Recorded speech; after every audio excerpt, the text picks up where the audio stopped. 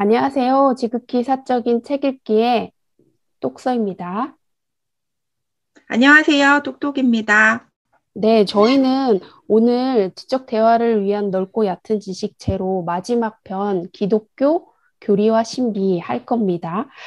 우선은 제가 먼저 할 건데요. 이제 기독교의 교리를 먼저 얘기하고 있어요. 그럼 기독교의 교리를 세운 사람이 누구냐 하고 나온 게 저는 세 사람을 꼽았거든요. 첫 번째가 이제 바울이고 두 번째가 콘스탄티누스 대제, 세 번째가 아우구스티누스입니다. 그 첫 번째 바울은 기독교 신학 체계를 정립했어요. 오늘날의 기독교를 존재한 핵심 인물이고요. 구약 성서를 기반으로 예수가 왜 그리스도, 즉 메시아인지 설명을 해요. 이분은 여러 차례 선교 활동을 떠나서 비유대인에게도 그리스도의 복음을 전파했어요. 그래서 유대교의 작은 종파로 여겨지던 기독교를 세계적인 종교로 성장하게 하는 토대를 마련했습니다.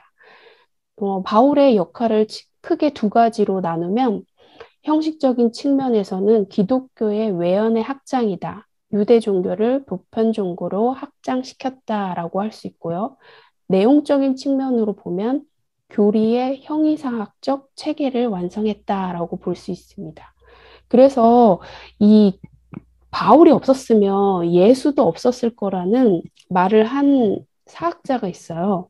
이스라엘 출신의 유대 사학자 요셉 클라우노스는 예수 없이는 바울도 없었겠지만 바울이 없었다면 기독교 세계 또한 없었을 것이다 라고 했거든요. 저는 이 말이 굉장히 공감이 가더라고요. 이방인의 바도 사울이 이방인 사이에서 퍼져나간 기독교의 개창자였다라고 말을 했어요. 바울은 정말 기독교에서는 제일 중요한 인물인 것 같아요.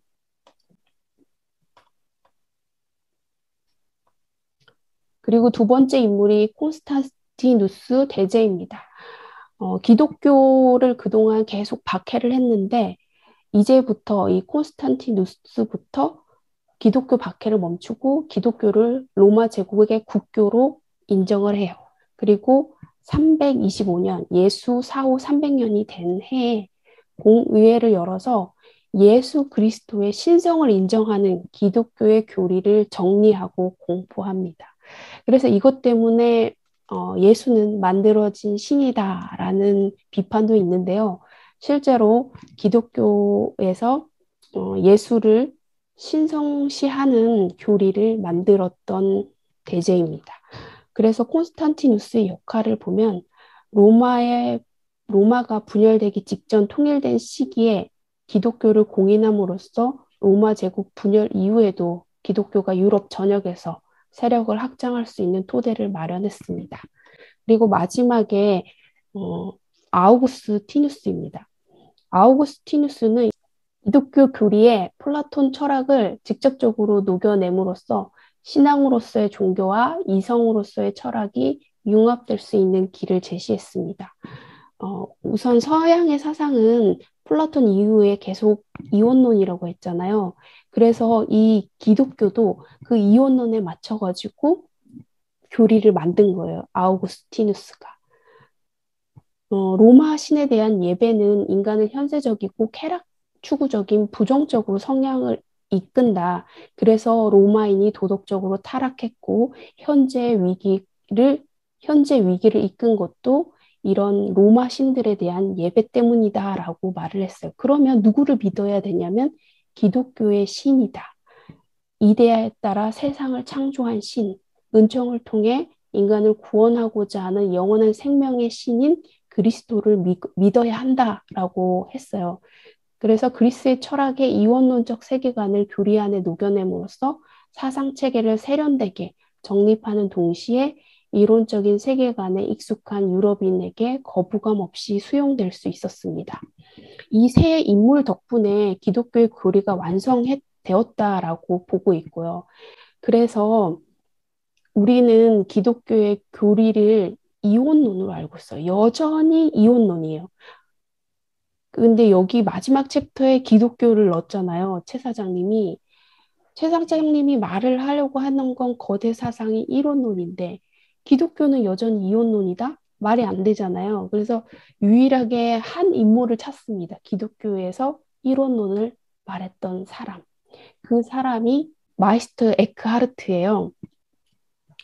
이분은 중세 기독교 신비자주의자였는데 이론론을 주장을 해요. 그 과정이 되게 신비롭더라고요. 제가 그 생애를 한번 말씀드려 볼게요. 에크하르트는 그냥 정말 귀족주의의 교육을 받고 정규 코스대로 승승장구하게 그 신학자의 길을 가고 있었던 사람이었어요. 그런데 신기하게 어떤 자기만의 명상을 하고 그 명상 속에서 초월적인 자아를 만나요. 그러면서 신비 체험을 하고 그거를 설교를 하면서 문제가 발생을 합니다. 우선은 간단하게 그의 세계를 보면 13세기에 13세기 중세 유럽에서 활동한 사상가이고 도미니크해의 수도자이자 신학자였어요. 1260년 무렵 독일 티링켄의 귀족 가문에서 출생을 하고 10대 시절 도미니크 수도원에 들어가서 토마스 아퀴나스 저작을 공부하고 이후에 파리 대학에서 수학하고 신학 박사가 되었습니다. 아주 귀족 가문에서 탄생해서 정규 코스로 교육을 받은 전형적인 인재였고요. 그리고 오랜 시간 공부해서 신학을 가르쳤으며 에어프루트 수도 원장 직책까지 수행을 해요. 그리고 1302년에 거룩한 신학의 스승이라는 의미로 마이스터라는 호칭을 받고요. 1304년에 40대 중반에 되었을 때 독일 작센 지방의 도미니크 강부장이 되어 47개에 이르는 수도원을 관리합니다. 주교 총대리직을 수행하고 신학자를 가르치는 등 헌신을 합니다. 그리고 50세가 넘긴 1311년부터 저명한 설교자로 대중 사이에서 유명해져요. 어, 교육도 정규 코스로 잘 받았고, 그리고 신학자가 돼서도 승승장구한 삶을 살고 있었어요. 그런 그가 수도사를 교육하면서 신비 체험에 대해서 설교를 하거든요.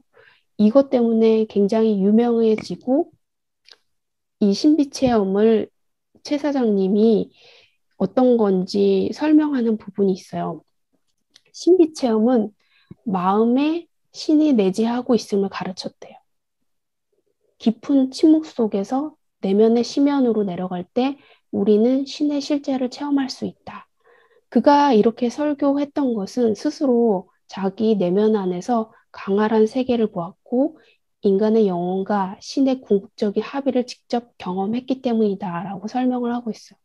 어, 에크하르트는 자기가 명상이나 이런 침잠 속에서 초월적인 자아를 만났던 것 같아요. 그래서 이 신비 체험을 수도사들한테 설교하면서 인기도 없지만 문제가 발생을 해요. 이단이라고 해서 고발을 당하거든요. 그 당시에 이제 도미니크해와 대립하던 프란치스코 소속의 켈른 대주교가 에크하르트가 이단을 가르친다라고 해서 고발을 하고 종교재판에서 유죄 선고를 받아요. 제목은 사람들에게 범신론을 가르친다는 거였고요.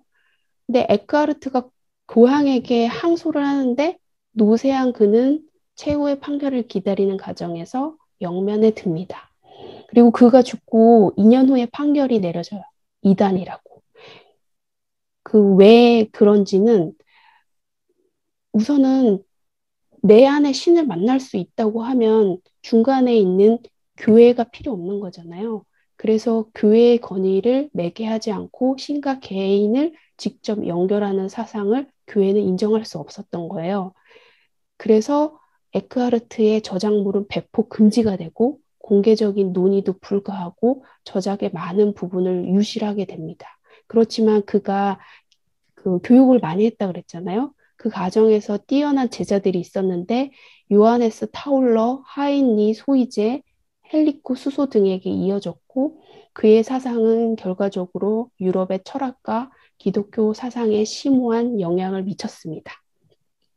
그러면 에크하르트의 사상이 도대체 뭐냐? 우선은 신비주의가 핵심인데요. 이 신비주의는 신과 자아의 일치성이에요. 최 사장님이 말하고 했던 이론론이죠. 세계와 나는 하나다. 그러면 도대체 이 신은 뭐냐? 기독교에서는 삼위격이 신이라고 하는데 에크하르트는 이 삼위격을 초월한 근원적인 신성이라고 얘기를 하고 있어요. 근데 이 근원적인 신성에 대해서 설명하는 부분이 되게 놀라워요. 제가 한번 그 부분 읽어볼게요. 근원적인 신성은 인간의 이성이나 감각으로 파악할 수 없고 언어로도 표현할 수 없는 규정 불가능한 것이다.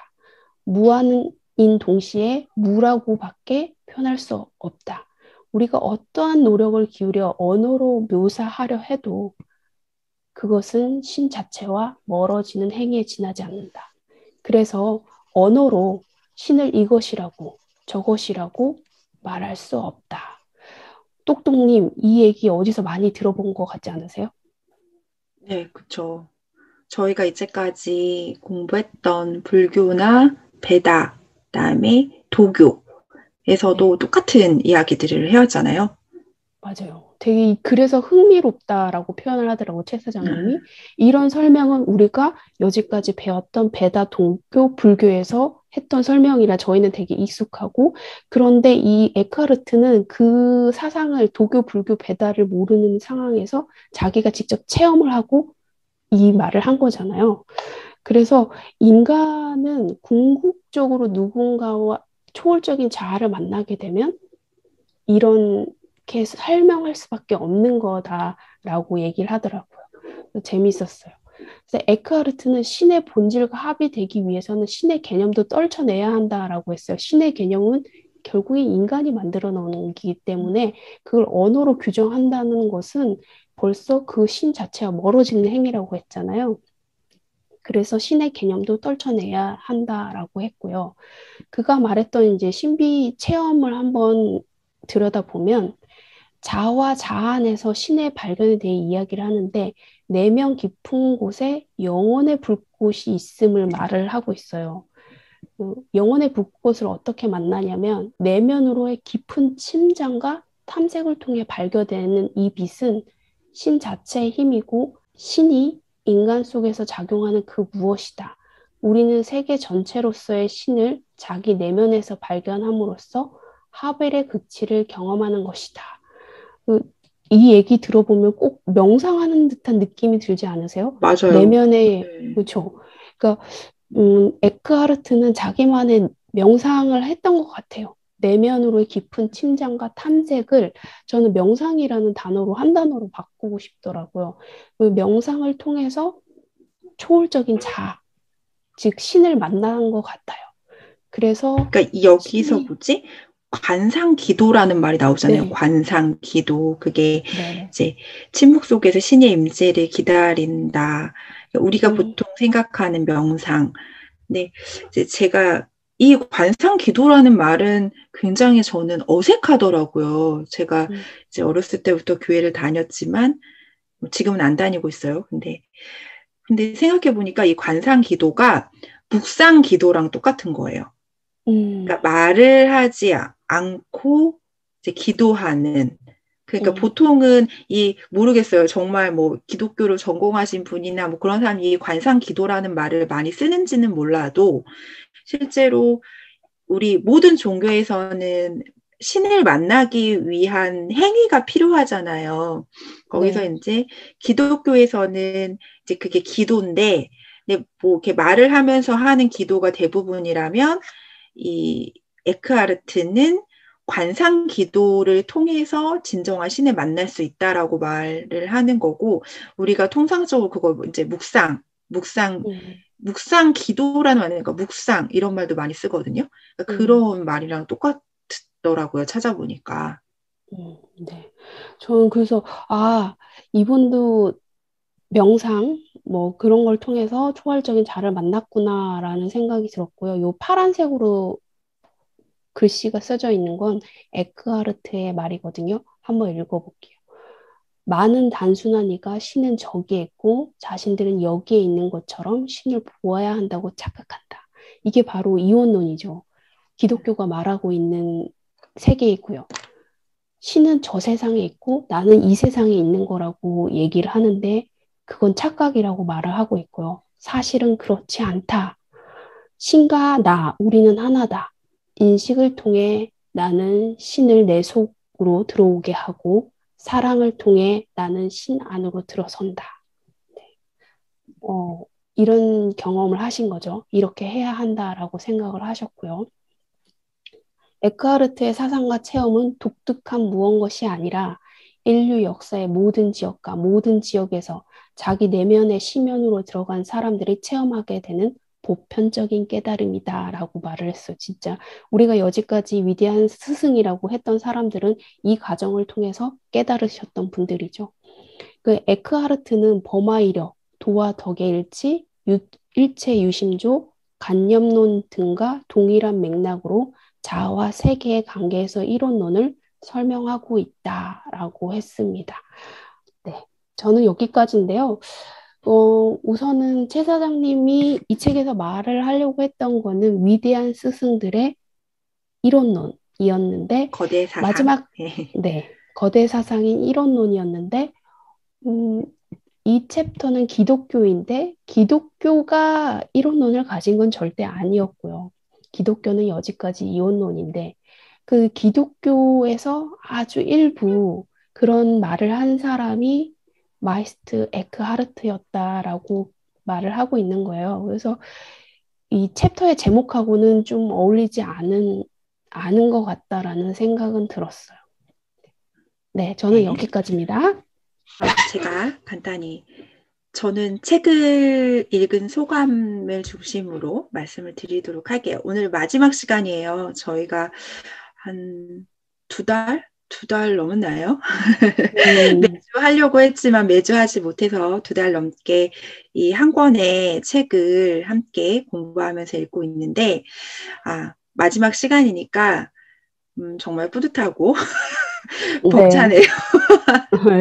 와, 근데 또 이게 공교롭게 마지막 챕터가 조금 최 사장님이 얘기하는 일원론하고는 거리가 있는 내용이라 그렇게 막 마음에 와닿는 부분이 크게 많지는 않았던 부분이었던 것 같아요. 그래서 앞에 이제 똑서님이 책에서 말하고자 했던 많은 내용들을 말씀해 주셔서 저는 이제 책을 읽은 소감 정도 간단히 말씀드릴게요. 근데 제가 여기 읽으면서 조금 하나 안타까웠던 부분들은 일반적으로 종교가 지향하는 어떤 그런 것들, 종교가 담고 있는 어떤 그런 개념들은 되게 뭐 사랑, 포용, 이런 것들을 담고 있을 것 같은데, 의외로 그 종교에 인간이 개입하면서 굉장히 폭력적이고 권위적으로 되지 않았나 그런 생각이 들어서 조금 안타까웠고, 여기서 마이스터 에크하르트도 실제로 그 마지막에 이단의 가르침을 전파한다면서 고발당했다는 그런 부분도 결국은 인간이 교회라는 곳을 통해서 어떠한 권위를 행사할 것을 박탈당한 걸 우려한 나머지 이런 일들을 행한 거잖아요. 그래서 이게 실제로 종교가 지향하는 바와는 다르게 역사적으로 있던 종교가 행해왔던 그런 행위들이 좀 달랐다. 그런 것들이 좀 안타깝게 다가왔습니다. 그래서 이제 마지막에 이 책에서 에필로그, 최 사장님이 이제 에필로그에서 말씀하셨던 문구를 좀 가져와 봤는데, 이 이야기가 이 책을 썼던 이유인 것 같아요. 그래서 한번 읽어보겠습니다. 우주의 창조와 소멸을 말하고 물질의 탄생과 생명의 의미와 모든 존재하는 것의 가치를 논하는 자, 이렇게 놀라운 초월적 존재는 다른 무엇이 아니라 당신이다. 당신이 세상을 보는 유일한 자이고 세상의 의미와 가치를 부여하는 최후의 존재다. 이 말은 우리가 처음부터 계속 공부했던 내가 세상을 창조한다. 내 안의 세계는 내가 만든다라는 그런 이야기인데, 저도 그렇고, 우리가 모두 너무 이원론의 세계에 발을 딛고 이제까지 살아오다 보니까, 최 사장님과 또 우리 이제 여기 계속 얘기해왔던 베다나 불교나 도교에서 이렇게 얘기했던 거대 사상과는 조금 다른 생각들을 많이 하면서 살아왔었던 것 같아요. 지금도 물론 저는 그렇게 살아가고 있는 것 같아요. 다만 이런 책을 읽고 느끼는 것은 책을 읽으면 그만큼 나의 생각과 행동들을 객관화시켜서 바라볼 수 있는 계기는 된다. 물론 책 한 권을 통해서 나의 이 사고와 개념을 완전히 뒤바꿀 수는 없지만 이것도 조금씩 쌓여간다면 여기서 최 사장님이 얘기했던 정말 내면의 세계를 발견하고 그다음에 정말 나의 세계를 창조할 수 있는 그런 사람이 될 수 있지 않을까라는 작은 희망 그런 것들을 가져보게 됐습니다. 책을 읽으면서 되게 저는 불교 편이랑 그다음에 저번에 우리가 철학했잖아요. 서양 철학에서 칸트의 관념론 이런 부분들이 되게 인상 깊게 다가왔어요. 불교는 저번에 불교할 때도 제가 말씀드렸던 것 같은데, 그냥 불교, 그냥 시다르타 석가모니의 그냥 종교지, 그냥 그렇게 그냥 생각했다가, 불교가 생각보다 굉장히 체계적인 그런 이론을 가지고 있는 종교라는 거를 이 책을 통해서 새롭게 알게 됐고, 그리고 서양 철학 하면은 저는 이제 플라톤의 이데아 이런 것들만 좀 생각을 하다가 서양 철학에서도 또 현재에도 그렇고 칸트부터 이론론적인 이런 사고를 하기 시작했고 그것이 현재까지 이어오고 있구나 이런 것들을 또 새롭게 알게 돼서 그런 것들이 기억에 남습니다. 저희가 이 책을 읽고 다음에 이제 또 어떤 책을 읽게 될지는 모르겠지만 저희 둘한테는 하나하나 책을 읽는 과정이 우리의 내면을 다시 알게 되고 찾아가는 그런 여정이지 않을까 그런 생각을 해봅니다. 저는 여기까지입니다. 네, 감사합니다. 오늘은 여기까지 할게요.